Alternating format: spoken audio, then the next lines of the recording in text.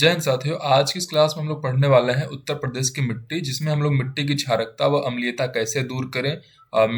मिट्टी की अम्लीयता के बारे में पढ़ेंगे। क्षारीय मृदा कौन सी होती है, लवड़ी मृदा कौन सी होती है, अम्लीय मृदा के बारे में पढ़ेंगे। इसके साथ साथ हम लोगों ने पिछली कक्षाओं में बाकी काफ़ी चीज़ें पढ़ रखी हैं। जिन लोगों ने नहीं देखा इसको आप देख सकते हैं। मिट्टी का अध्ययन, मिट्टी को कितने भागों में बांटा गया है, यूपी के परिप्रेक्ष्य में मिट्टी की सारी चीज़ें लगभग हम सब कवर कर चुके हैं।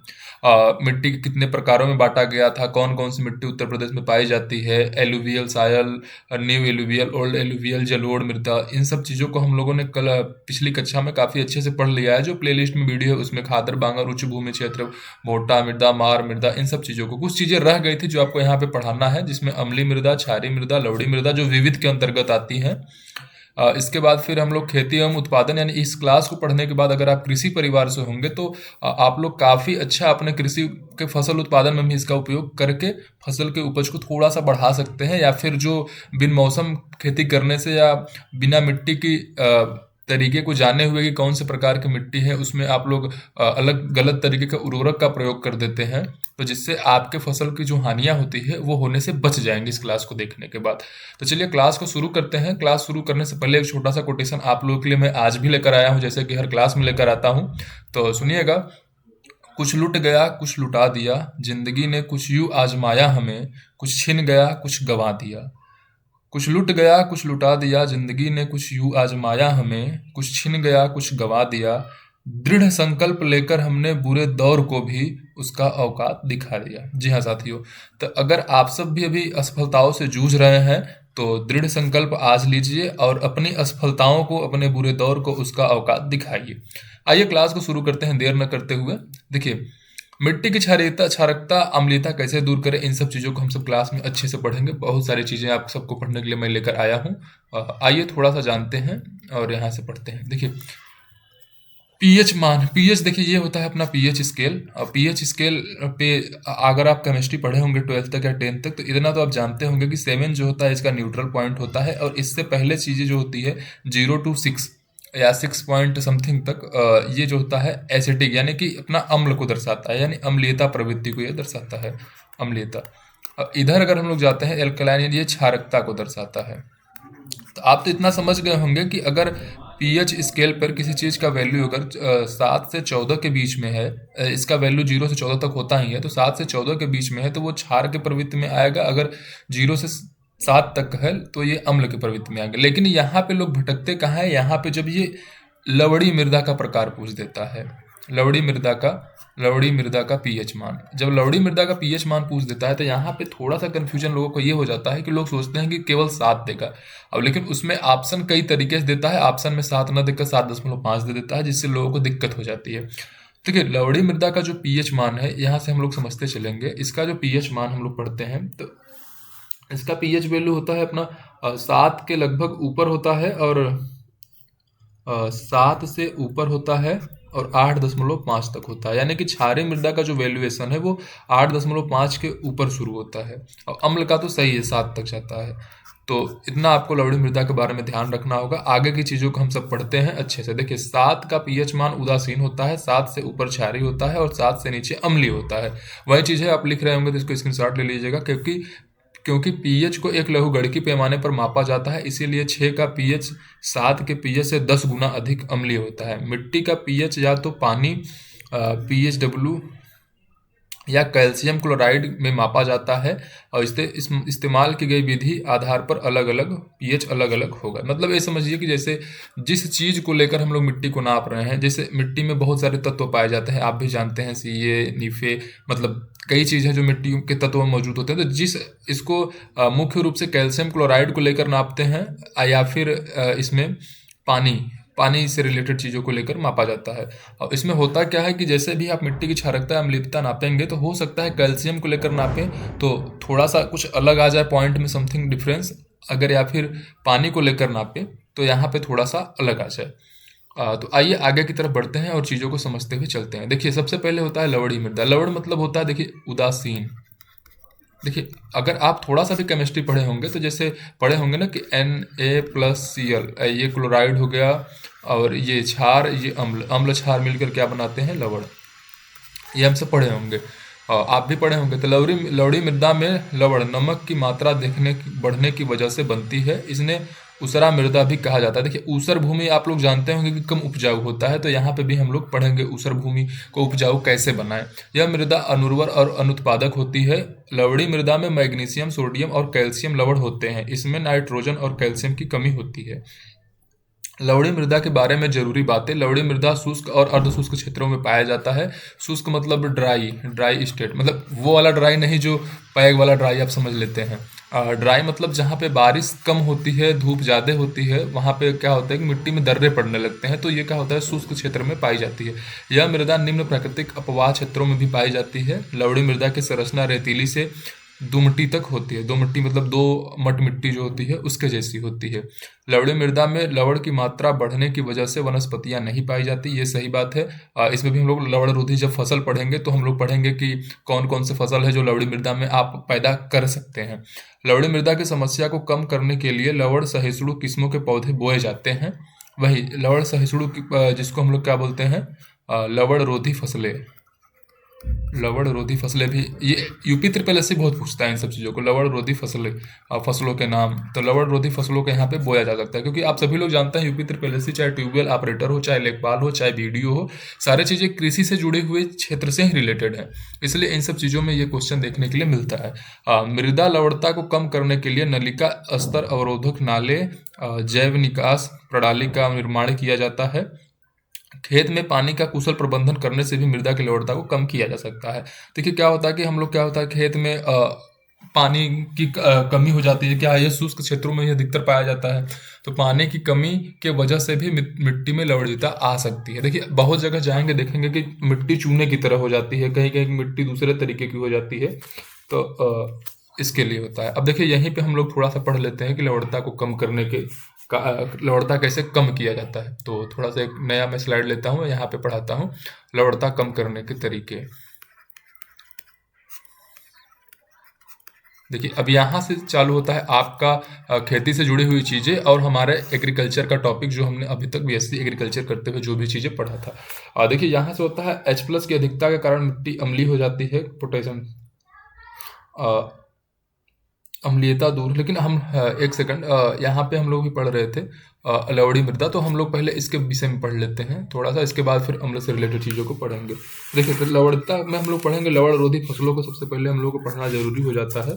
तो आइए थोड़ा सा पढ़ते हैं। लवण रोधी फसल कौन कौन से है। देखिए यहाँ पे लवण रोधी फसलें। अब लवण रोधी फसलों में अपना आ जाता है बरसीम,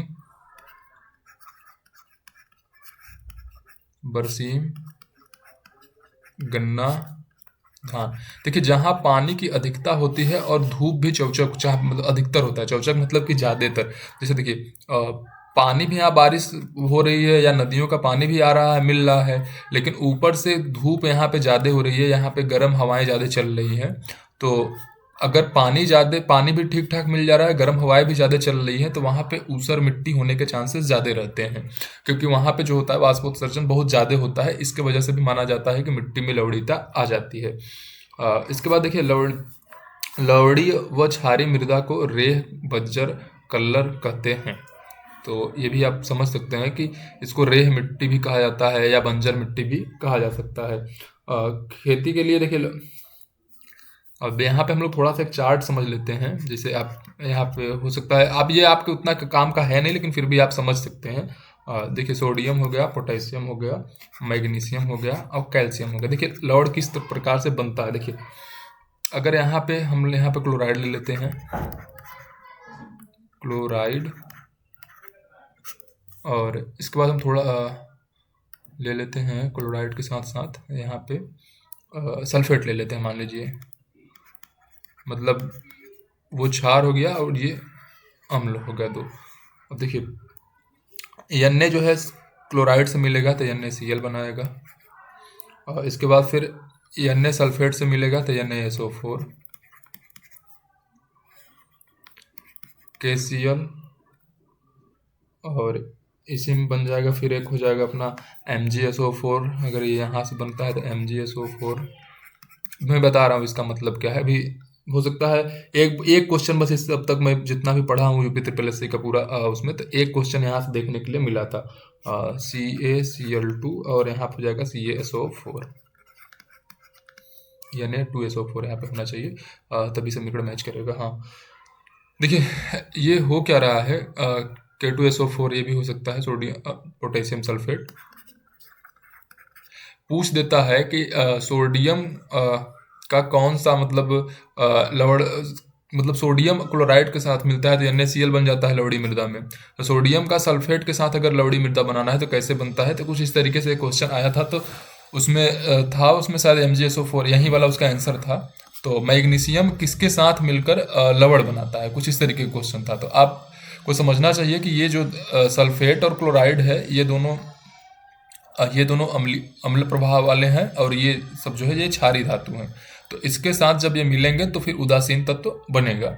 इसके बाद हम लोग थोड़ा सा आगे की तरफ चलते हैं और यहाँ से अपना स्टार्ट होता है अम्लीय मृदा या अम्लीयता दूर करने की चीज। और यहाँ से हम लोग इसको पढ़ते हुए आगे की तरफ बढ़ेंगे। देखिए क्षारीय मृदा हम लोग यहाँ से देख लेते हैं। क्षारीय मृदा या क्षारीय मिट्टी एल्कलाइन सॉइल वह मिट्टी होती है जिसमें लवण और क्षार की मात्रा अधिक होती है।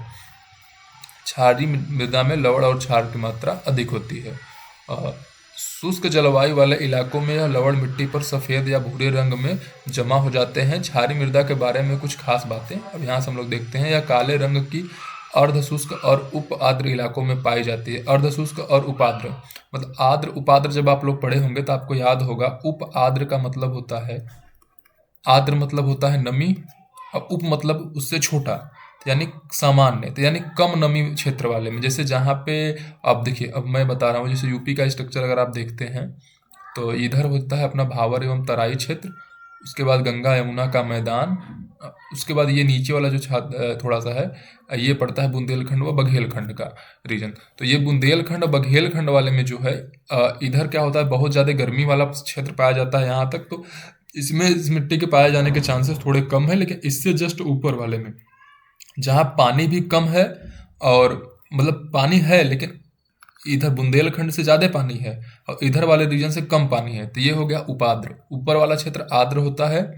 जैसे भावर एवं तराई क्षेत्र को किसके अंतर्गत पढ़ा जाता है, तो उसको आर्द्र के अंतर्गत हम लोग पढ़े थे जब उत्तर प्रदेश की जलवायु पढ़ रहे थे। तो उसके नीचे वाले क्षेत्र में जब जाएंगे तो जहाँ नमी कम हो लेकिन सामान्य से ज़्यादा हो, मतलब सूखा ना पड़े, नमी कम हो वैसा क्षेत्र और वहाँ पे धूप भी अच्छा खासा हो, तो वहाँ पे मिट्टी जो होती है ये क्षारीय हो जाती है। मिट्टी में NaCO3 या NaHCO3 आयनों की ज़्यादा मात्रा होने के कारण क्षारीय मृदा का विकास होता है। वही चीज़ अब वहाँ पे हम लोग अभी पिछले वाला स्लाइड में पढ़ रहे थे ना, तो यही था। मिट्टी में Na2SO4 के ज़्यादा होने के कारण लवड़ी मृदा होता है, K2SO4 ज़्यादा होने के कारण लवड़ी मृदा होता है, MgSO4 KCl ज़्यादा होने के कारण जो होता है ये क्षारीय मृदा हो जाता है, मतलब कि लवड़ी मृदा हो जाती है। तो यहाँ पर वही सेम चीज़ है कि NaCO3 या NaHCO3 आयनों की मात्रा अधिक हो जाने के कारण इसका विकास होता है। क्षारीय मृदा में बोमो और सोडियम विषाक्तता होती है। क्षारीय मृदा का इलाज करने के लिए ज़्यादा मात्रा में पानी डालकर लवण को घुलने देना चाहिए, फिर कृत्रिम नलियों द्वारा बाहर निकाल देना चाहिए। देखिए आपके मिट्टी में यदि क्षारकता ज़्यादा है तो क्या किया जाता है, क्यारियाँ बनाया जाता है खेतों में और इसमें पानी भर दिया जाता है। जब ज़्यादा पानी इसमें हो जाएगा तो क्या होता है कि देखिए अभी हम ही लोग जैसे खाते हैं और खाना खाए और पेट में जो है ज़्यादा एसिड भर जाता है तो क्या होता है, डॉक्टर सलाह देता है कि पानी खूब पिएंगे तो एसिडिक चीज़ नहीं होंगी, आपको एसिडिक चीज़ों से आप बचेंगे। तो उसमें होता क्या है, क्षारकता से बचेंगे। तो इसमें होता क्या है, जो इसकी सांद्रता है, जैसे pH की सांद्रता जो अब क्षारीय मृदा है तो मान लीजिए इसका सांद्रता 8.5 प्लस हो गया है इसमें क्षार की मात्रा, लेकिन जब इसमें हम लोग पानी भर देंगे तो मिट्टी के छोटे छोटे कण पानियों में घुल जाएंगे, तो जिससे हो सकता है इसका सांद्रता घटकर 8.5 से थोड़ा कम हो जाए।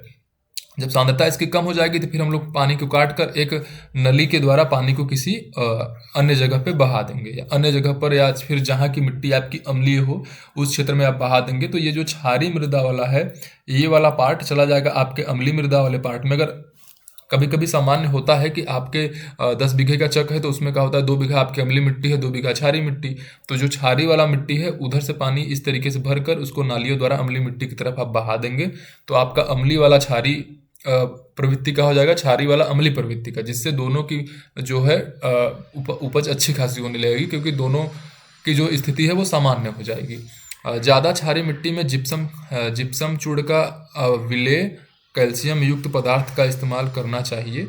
जिप्सम चूर्ण यानी समझ सकते हैं आप, चूने का इसमें इस्तेमाल किया जाता है, चूने जैसा जिप्सम होता है। शुरुआत में सिर्फ लवण और जलप्रिय पौधे जैसे धान बोए या उगाए जाते हैं। वही चीज़ मैं आपको बता रहा था कि लवण रोधी फसलें में जैसे गन्ना गन्ना के साथ साथ हम लोग धान उगा सकते हैं, इसमें बरसीम उगा सकते हैं। मतलब वे फसलें हमें इसमें उगाना है जिसको पानी अधिक चाहिए। जब अधिक पानी चाहिए इसलिए क्योंकि जब फसल लगाएंगे अधिक पानी वाला, इसमें ज़्यादा देर देर तक पानी होल्ड करके रखेंगे, फिर उसको पानी सूखेगा, पानी बहाएंगे, तो इससे क्या होता है, मिट्टी की सांद्रता जो होती है वो कम होने लगती है क्षार की प्रवृत्ति में। तो मिट्टी की जो होती है प्रवृत्ति पहले के अपेक्षा सामान्य होने लगती है। क्षारीय मृदा के बारे में ज़्यादा जानने के लिए इसमें है ये हमने थोड़ा सा इसको गूगल से लिया था कुछ चीज़ें, तो इसमें दिया है मिट्टी क्या होता है, इन सब चीज़ों पे आप सर्च कर सकते हैं यहाँ पे अगर आप करना चाहें तो। फिलहाल अगर आप केवल पढ़ाई के पर्पज़ से इसको पढ़ रहे हैं तो इतना आपके लिए काफ़ी हो जाता है। इसके बाद थोड़ा सा हम लोग यहाँ पे और भी समझने की कोशिश करेंगे। लवण रोधी फसल यहाँ पे तो हमने पढ़ा धान, गन्ना, बरसीम व अन्य जल वाले फसलें, मतलब पानी वाली फसलें, मतलब जिनको अधिक पानी चाहिए वे वाले फसलें इसमें आ जाते हैं। लेकिन मुख्य रूप से धान, गन्ना और बरसीम ऐसे फसलें होते हैं जिनको पानी की अधिक आवश्यकता होती है। चलिए हम लोग आगे की तरफ थोड़ा सा बढ़ लेते हैं और इसमें जानते हैं H+ की अधिकता के कारण मिट्टी अम्लीय होती है। यहाँ अम्लीय मृदा यहाँ से हम लोग देखेंगे, मरुस्थली यहाँ पे है, काली मिट्टी और शायद अम्लीय मृदा का अपना छूट गया पार्ट। हम लोग यहाँ से एक नया हेडिंग लगा लेते हैं।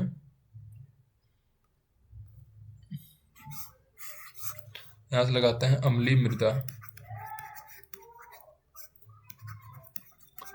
अम्लीय मृदा मिट्टी की अम्लीयता क्यों अधिक होती है, तो H+ हाइड्रोजन आयन की अधिकता के कारण मिट्टी की जो होती है अम्लीयता हो जाती है, इसमें मिट्टी में अम्लीयता आ जाती है। अम्लीयता दूर करने के लिए चूना का प्रयोग किया जाता है। तो अम्लीयता दूर करने के लिए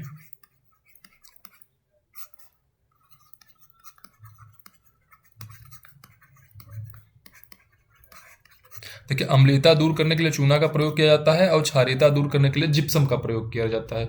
ये आपको याद होना चाहिए। देखिए, क्षारीय मृदा और लवणीय मृदा में थोड़ा सा हम लोग अंतर समझ लेंगे, क्योंकि यहाँ पे जब आप पढ़ रहे थे हम लोग यहाँ पे पढ़े हैं ऊपर वाली स्लाइड में एक, तो वहाँ पे हम लोग पढ़ रहे थे कि जो होता है कहाँ गया ये,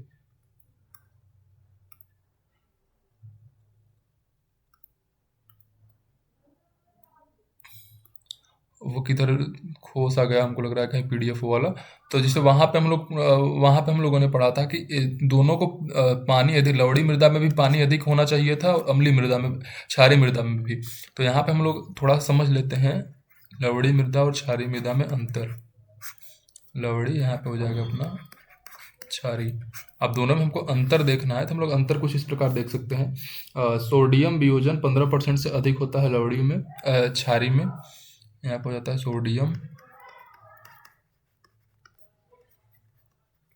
वियोजन 15% से अधिक। इसमें लवणीय में क्या होगा, सोडियम वियोजन 15% से कम। सोडियम वियोजन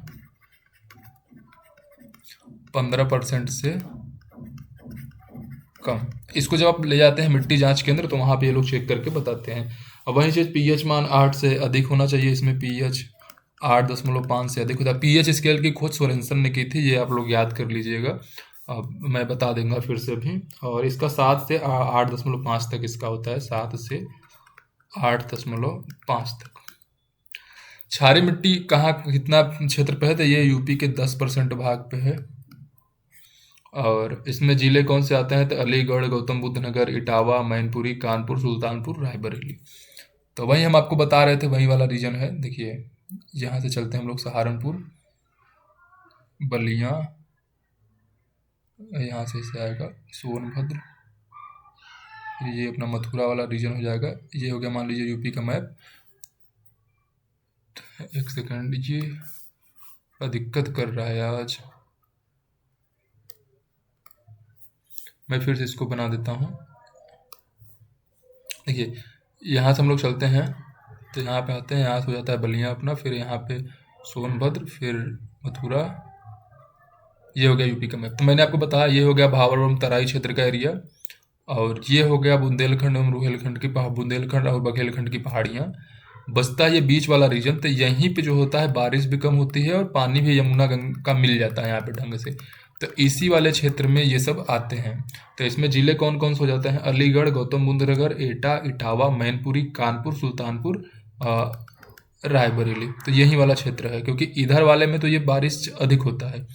ये जो ऊपर वाला क्षेत्र है यहाँ पे तो बारिश बहुत होता है। और यहाँ पे क्या होता है, ये उपाद्र प्रदेश में आते हैं जहाँ बारिश भी होता है थोड़ा सा कम, और वो धूप भी अच्छी खासी हो जाती है। तो ये वाला क्षेत्र में जो होता है यही सब पाया जाता है। मैं फिर से रिपीट कर दे रहा हूँ, आप लोग लिख लीजिए।